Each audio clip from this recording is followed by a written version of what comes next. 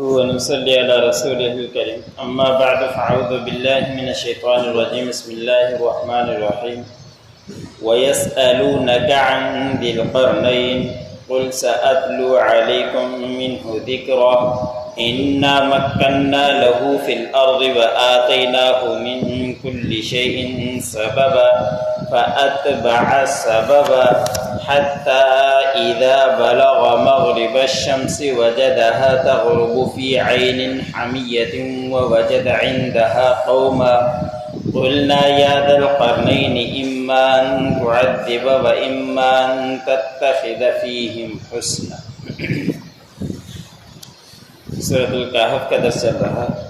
اسی سورت کی آیت نمبر 83 سے لے کر 86 تک تلاوت کی۔ اس صورت کے شان نزول کے شروع میں عرض کیا تھا کہ آپ صلی اللہ علیہ وسلم سے مشرکین نے یہودیوں سے پوچھ کر 3 سوالات کیے تھے کہ آپ صلی اللہ علیہ وسلم سے پوچھا تھا، اور مشرکین نے سوچا کہ ہم کوئی ایسا سوال کر دیں جس کا جواب آپ صلی اللہ علیہ وسلم کے پاس نہ ہو، پھر ہم آپ صلی اللہ علیہ وسلم کا مذاق اڑائیں، طعنے دیں۔ تو ان یہودیوں سے کچھ معلومات لی تو ان یہودیوں نے کہا کہ آپ صلی اللہ علیہ وسلم سے 3 سوالات کرو، اگر وہ جوابات دے دیں تو سمجھ لینا کہ نبی ہے، اگر وہ جواب نہ دیں تو پھر سمجھنا کہ نبی نہیں ہے۔ ایک وہی جو اس سے پہلے صورت کے اندر گزرا کہ روح کے متعلق سوال کیا تھا، تو اس کا مختصر جواب گزشتہ صورت کے اندر اللہ رب العزت نے دے دیا۔ دوسرا سوال انہوں نے یہ کیا تھا کہ اصحاب کہف کون تھے، غار والے کون تھے، وہ کہاں ٹھہرے تھے، کتنا عرصہ ٹھہرے تھے، ان کی حقیقت کیا ہے۔ دوسرا یہ سوال ان سے کرو۔ تیسرا سوال ان سے یہ کرو کہ ذوالقرنین کون تھا اور اس نے کیا کیا تھا، اس کے حالات کے بارے میں پوچھو۔ یہ 3 سوالات کرو، اگر 3 سوالوں کے جوابات دے دے تو سمجھ لینا کہ نبی ہے، اگر نہیں دے تو پھر سمجھنا کہ نبی نہیں ہے۔ تو مشرکین نے آ کے یہ 3 سوالات کیے تھے۔ صورت کے شروع میں گزرا کہ آپ صلی اللہ علیہ وسلم نے یہ بتلا دیا تھا کہ میں کل اس کا جواب دوں گا، لیکن ساتھ میں انشاءاللہ نہیں کہا تھا، تو مفسرین نے لکھا ہے کہ 15 دن تک وہی مؤخر رہی، جس وجہ سے آپ صلی اللہ علیہ وسلم کو مشرکین اور کافرین طعنے دیا کرتے تھے کہ آپ کی کل کب آئے گی۔ پھر اللہ رب العزت نے یہ صورت پوری کہف اتار دی، اور اس میں ساتھ میں یہ بھی کہہ دیا کہ کوئی بھی کام کرنا ہو تو اس کے ساتھ انشاءاللہ ضرور کہہ دیا کرو، اس وجہ سے یہ وہی موقوف رہی۔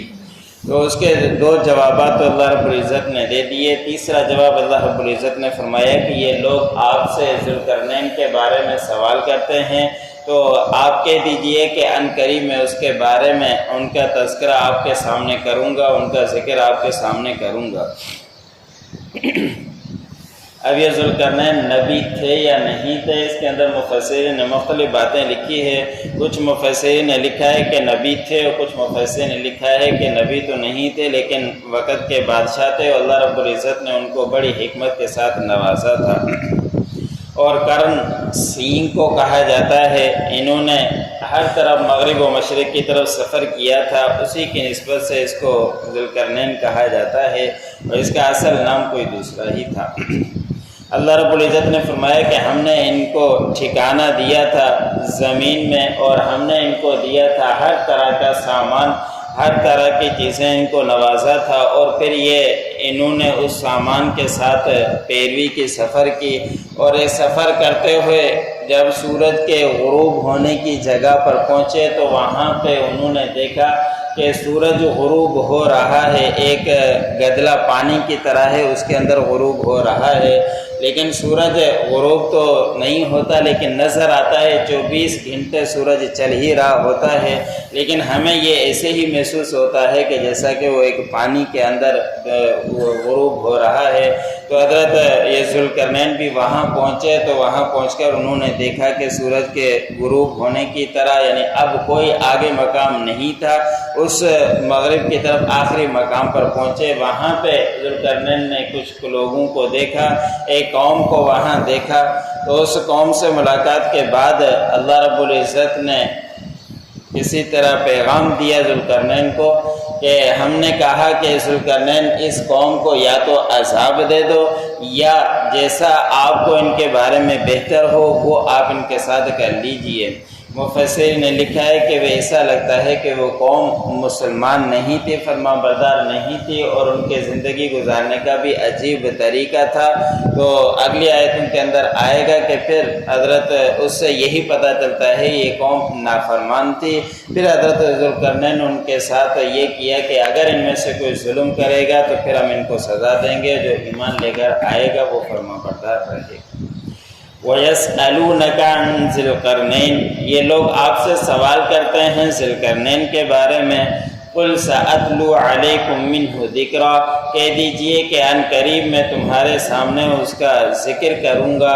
إِنَّا مَكَّنَّا لَهُ فِي الْأَرْضِ وَآتَيْنَاهُ مِنْ كُلِّ شَيْءٍ سَبَبًا، بے شک ہم نے ان کو ٹھکانہ دیا زمین میں اور ہم نے ان کو دیا ہر طرح کا سامان۔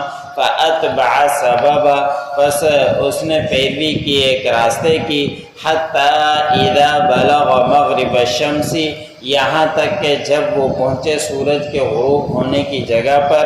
وَجَدَهَا تَغْرُبُ فِي عَيْنٍ حَمِيَّةٍ، اور انہوں نے پایا سورج کو غروب ہوتے ہوئے ایک گدلے چشمے کی طرح چیز کے اندر۔